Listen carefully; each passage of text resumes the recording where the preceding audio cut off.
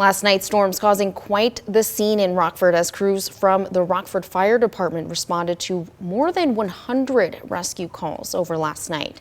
Rockford Fire posted this update on social media this morning saying between 11 last night and 6 this morning, the Rockford Fire Department responded to more than 120 calls for various emergencies.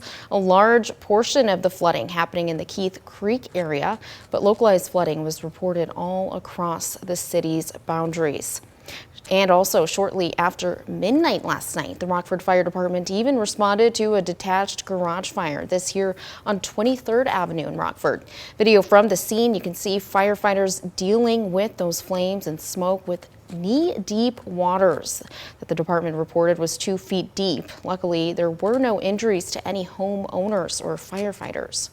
I was awoken by somebody pounding on my door. It was actually my next door neighbor there was pounding on the door because by that point the garage was already on fire, and he obviously wanted to wake me up and let me know what was going on. And by the time I hit the kitchen, I'd already heard the sound of rushing water and all of that, and opened up the door, and flames are just going all over the place.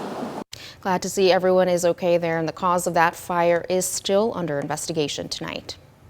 Rockford Fire also says a large weather event like last night calls for all hands on deck from fire crews.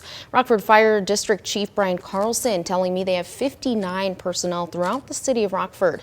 With more than 100 calls coming in, resources were spread thin last night, and additional staff were even called into the 911 center to help coordinate responses. Rockford Fire Department is offering a few safety reminders that are on your screen now to keep in mind during those extreme weather events. Don't drive through floodwaters. Don't take those vehicles through any type of water on the roadway that's any depth. The vehicles aren't designed to drive in water. You can get stuck in those vehicles in the water and have that risk for drowning or being swept away depending on where you are.